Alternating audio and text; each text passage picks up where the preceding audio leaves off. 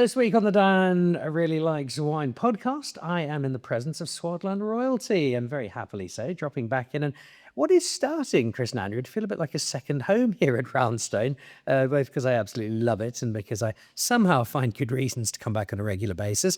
And on quite an auspicious occasion, Andrea, because it's your daughter's birthday today. It is. She turns 14 today, so it's an amazing time in her life. You have a 14-year-old daughter. I have a 10-year-old daughter who I understand almost more when she speaks in Greek than when I do when she speaks in 10-year-old girl language, which is very different. Skibbity toilet rizzler. I aspire to be something called slay. Apparently, if I get there, then I've nailed it. I'm fascinated in the parallel between parenting and winemaking because so many winemakers speak in not so many words of wines being their children and watching them grow up and that whole process.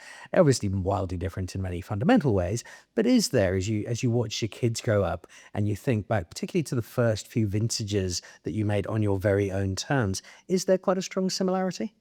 Yeah, absolutely. I mean, when we're in the vineyards, it starts there. We always think of ourselves as the custodians, helping to guide them through their lives, helping to shape them, but not what they need to be, but helping them to become the best of what they can be. So it comes to in the vineyards, planting the right variety in the right place, training it in the right system where it's going to thrive, then bringing the grapes into the winery. What does the land tell you that those grapes want to become, not what do we want it to become? So by making terroir-driven wines, we feel that we're helping the wines to be the best that they can become. Of course, you can make winemaker wines where you're going to shape it into a different kind of way to become something that your dream is, in the glass. But your dream should be based on having the right variety on the right soil, not based on what you can do from a winemaking perspective. And by the time we get to the end of that journey, it all seems to have been so simple because we drink this wonderful wine in the glass. But if I take the parenting analogy, Chris, a little further, as a father of a daughter of not a dissimilar age, it is not always plain sailing. It does not always go completely according to plan.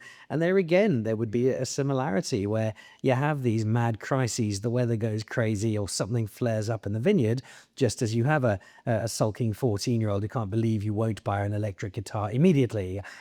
These are challenges that have not dissimilar points of reference. For sure. I mean, I think the first time that I really understood that it was weird in 2016 here in the Swartland. It was an incredibly dry vintage.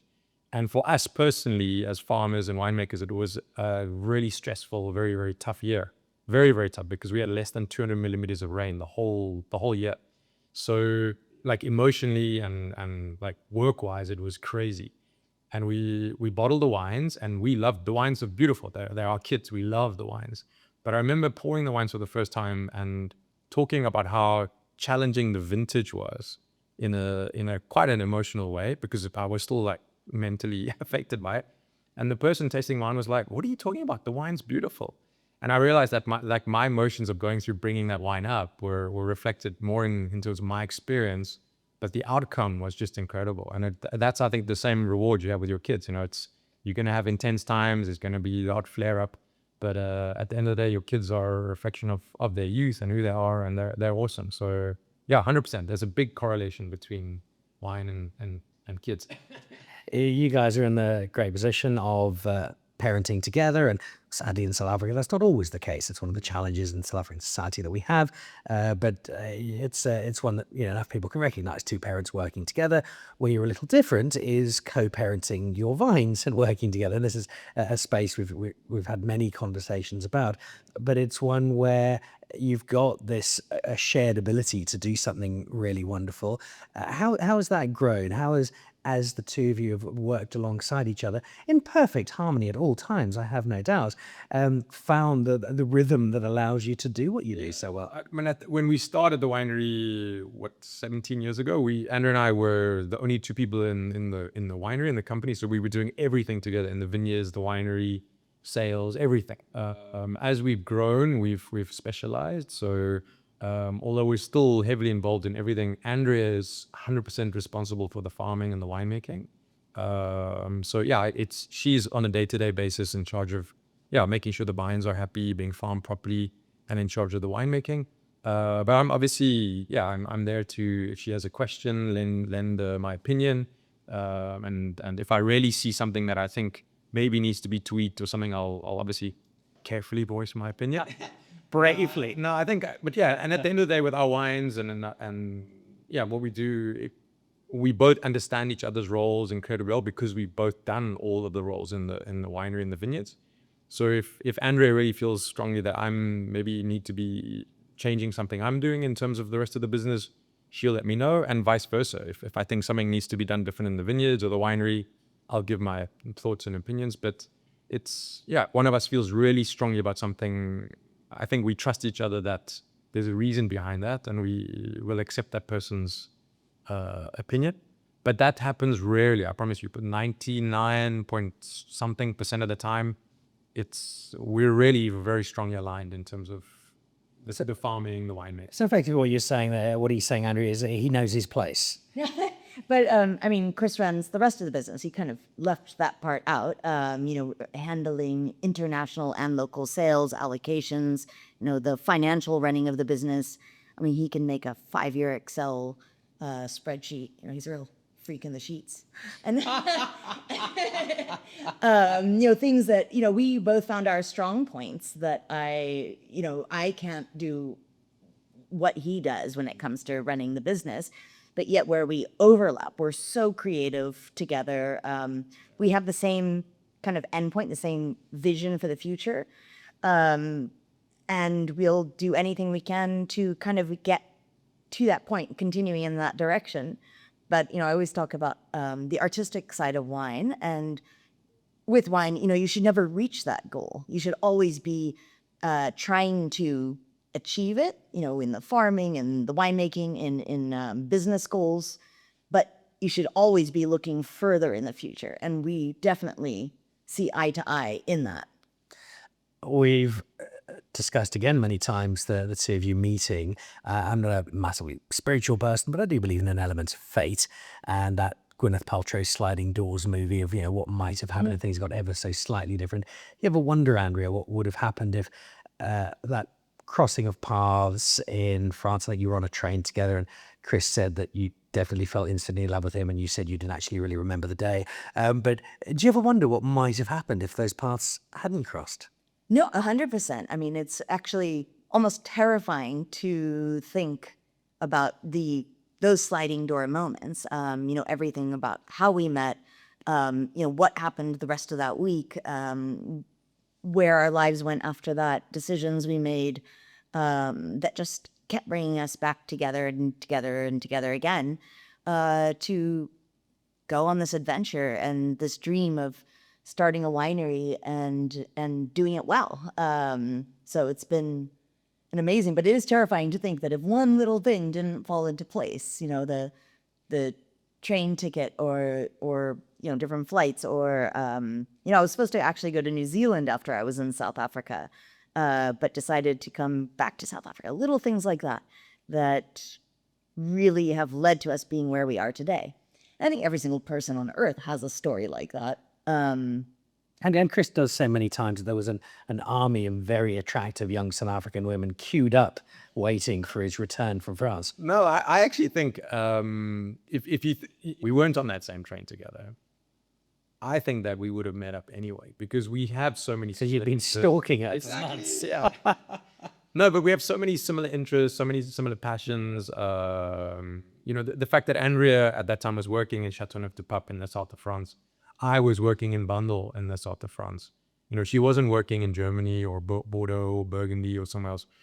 We have so many similar passions and interests and tastes that we would have connected, whether it was maybe 6 months later, a year later, 2 years later, I don't know. The fate is a thing. So I don't have any doubt. It's it's very clear in my mind. It's one element of the fate of your story. And the other is what you decided on doing. because you both come from pretty impressive wine making parts of the world. And part of the reason I love having you two together here is it's a really nice South Africa meets America story, which we haven't always had in the last few months. Here we have a couple who could have gone over to Napa. I mean, you could have gone anywhere in the world, really. You were the young rock stars of wine with the world at your feet. But the decision to come here, and now it looks like, well, obviously there was never in doubt, but was it, Chris, a bit of persuasion? Did you have to twist an arm or two? No, I mean, it was, again, very, very, once we were already, Andrew and I were working together in Tulbagh for a winery there. And we were, at the time, sourcing fruit from a lot of different parts of South Africa. So from Stellenbosch, Elgin, from Swartland, from many, many regions. So we had got to know this place very well, the farmers of this place, the vineyards, the terroirs of this place. And it was, for us, when we decided to start our own winery, a no-brainer to go. We did, well, obviously, yes, we could have settled it anywhere in the world, but it was like, this was the place. And literally this property was already a property we were working with at the time. So no, it was, in our minds, it was there were no second guessings or questions about where we were going to go. So yeah, very, very clear, very, very clear. I've asked a number of your fellow Swartland aristocrats a very similar question. And again, now all looks so simple and natural, but you don't have to go back too far to know that this was the home of wine that was either going to give you a 4 to 5 day hangover or was destined to end up fortified in a bottle of brandy. And yet people like yourselves, like Kali, like Gib, and like Ardi, saw something. There was a vision there that not everybody would have. Can you put your finger on one or two of those things, Andrea, that just made you think, you know what, there's magic here? Yeah, I mean, so much of the magic is in the people themselves. I mean, when you look around, you see all these amazing old vineyards. It's one of the highest concentrations of old vines in the world compared to new plantings. But that doesn't mean that we had access to them necessarily. The farmers of the area are really what make it special, and the other winemakers. So when we moved to the area, all of these amazing old vineyards were being used to, the full potential of vineyard wasn't being seen in the wines that were originally being made from them. And so the farmers were very excited when we came along. We were both in our 20s still. We didn't come from winemaking families. So if you think about it, we only had, barely a decade of winemaking experience, including university under our belts at the time. But what the other farmers saw was our passion and our drive to want to make something really amazing from the area. And they were so flattered that we wanted to use their vineyards to do so because we saw that potential.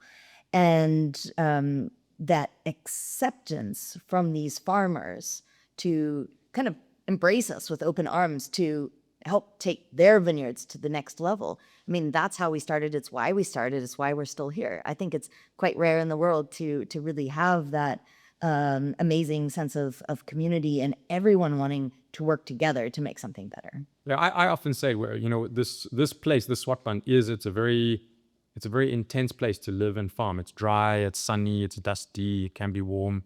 And that's part of the essence of the terroir, of what we taste in the wine. But that landscape also has an influence on the people here.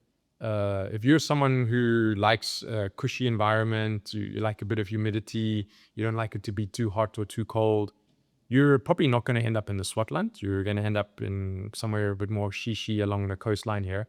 So the climate and terroir here is kind of a filter for people.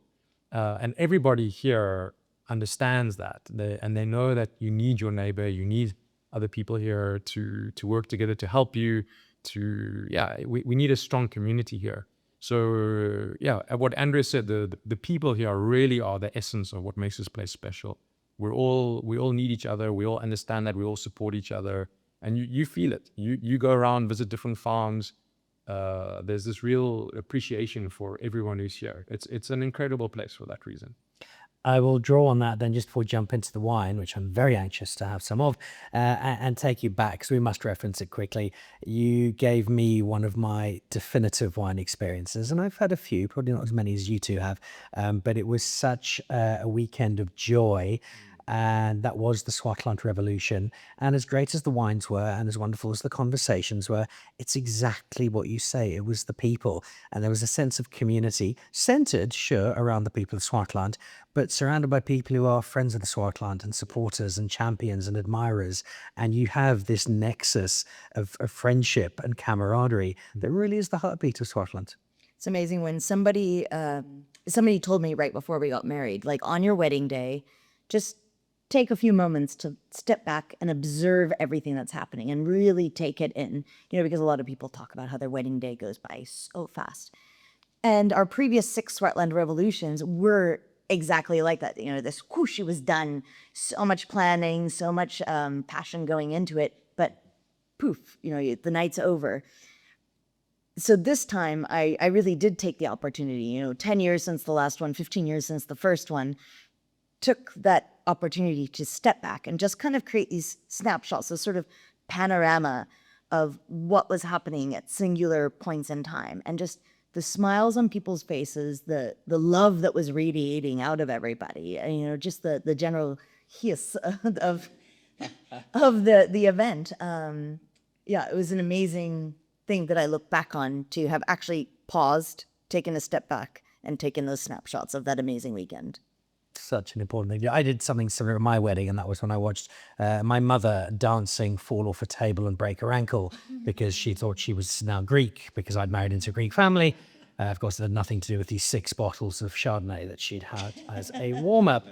That was a great event, and it was the people, but the wine was a pretty close second. And I had both of the wines in one vintage or another at some point over a weekend of very cheerful indulgence. And you've chosen 2 wines, a wine apiece, and you've very cleverly not chosen the wine I thought you would because you want to get onto another podcast. So we'll get to the Aesthetico and possibly some of your American wine in a future episode. But what you have done is bought 2 wines that I know well, and I also know reflect both your own personal delight in the wine of this area and what is, these are basically 2 massive screaming billboards for what the Swartland gets right in the correct hands. And those 2 pair of hands are with me today. Let's start with the white. And in very simple terms, so that people like me can understand, what is it about this ground that we're sitting on at the moment, that gives these grapes the expression that you're able to draw from them?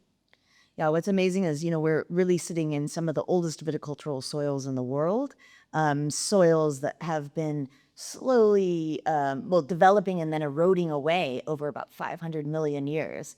Now, you're going to get a lot of character in that time.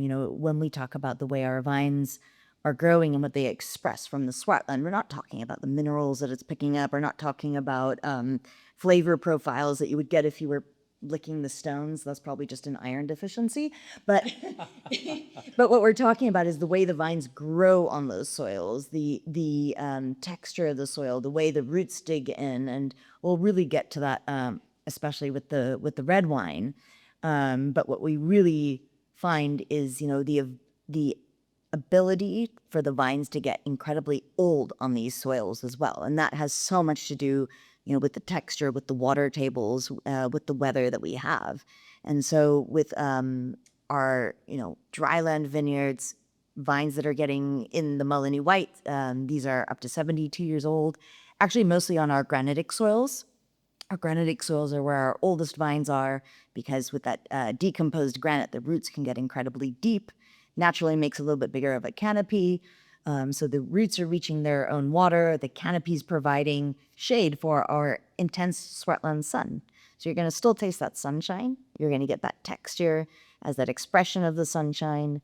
But you're going to maintain an incredible amount of freshness, perfume, natural acidity from the vines that are up to 72 years old, growing for this Mullineux Old Vines White.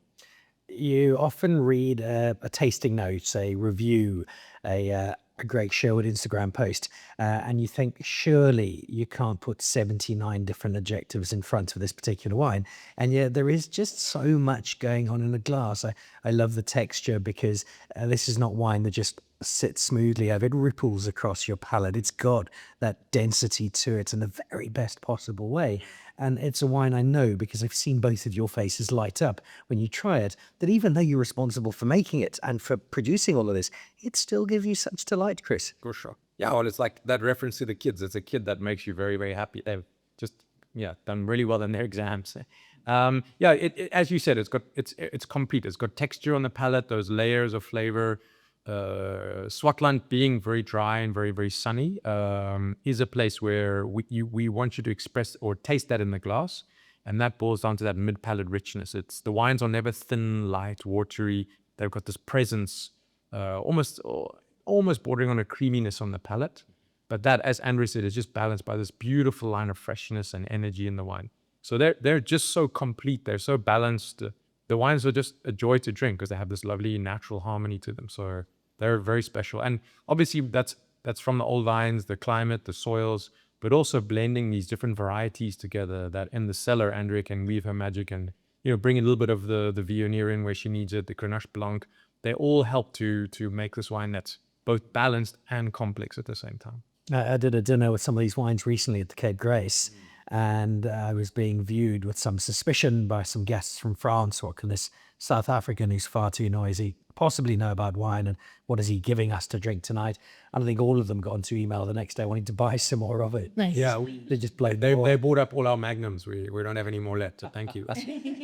It's not hard to see why they did it. It is part of the white that drives the story of the Swartland. The red is the other half of that, and the Syrah in particular has got not just much to recommend it, but it's also some very clever storytelling, because you have with the wine taken it back to where is this soil, what is it, what is the story that it's telling. And I think that's allowed people to, without realizing it almost, get so much more of a basic understanding of what terroir is and how it gives you the opportunity to make this wine. For sure. Yeah. I mean, when we first moved here in 2007, we wanted to make wines that expressed the Swartland, this incredible region. We were just in love with this place and the people. So our first few vintages, we made wine we're farming well, making the wines very purely in the cellar. But we noticed these subtle differences between the different parcels of vineyards. The Chenin's and the Syrahs from different parts of the Swartland were distinct from each other. And initially we thought it was something we were doing in the winery, that we had made this wine slightly different to this. So the next year we made sure that we were quite consistent with the processes in the cellar, but these subtle differences were still there. And after 3 vintages of that happening, we started saying, okay, well, what is it about these vineyards versus these vineyards that makes them so different in the cellar? And when we looked at it, the only thing that was different was the soils that the vines were planted in. And for us, it was almost like a eureka moment. We were like, we have terroir here. And being wine geeks, it was super exciting for us. So it wasn't our plan to bottle these wines from the very, very beginning.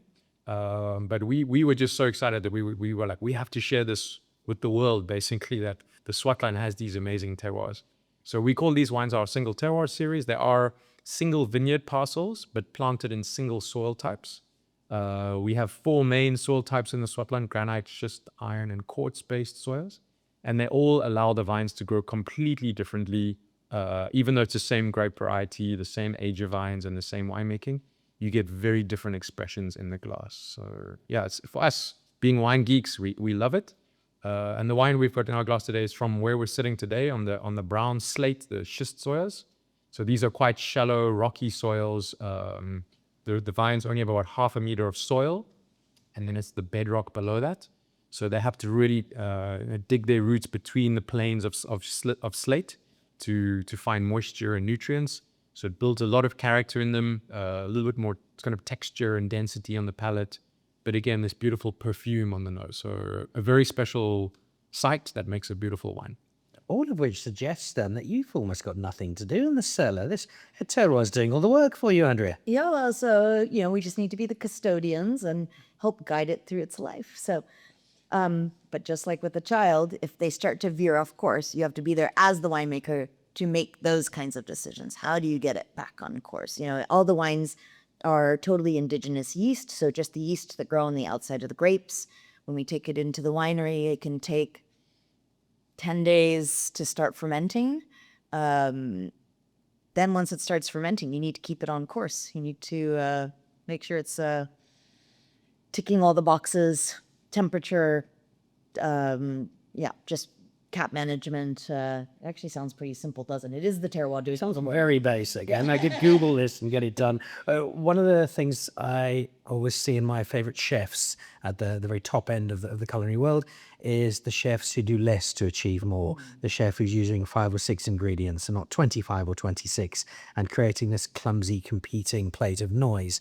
And I think this is the kind of wine where you have exactly that, which doesn't make it easier to do, but you've almost got to know, okay, I could add this, but I'm not. I could do that, but I'm not, because I want to let the process work to the best of its own ability rather than what I think I can add to it. And the key for both of those is just starting with the best possible ingredients. And, in this case, it's Syrah that we grow here on our property, Roundstone.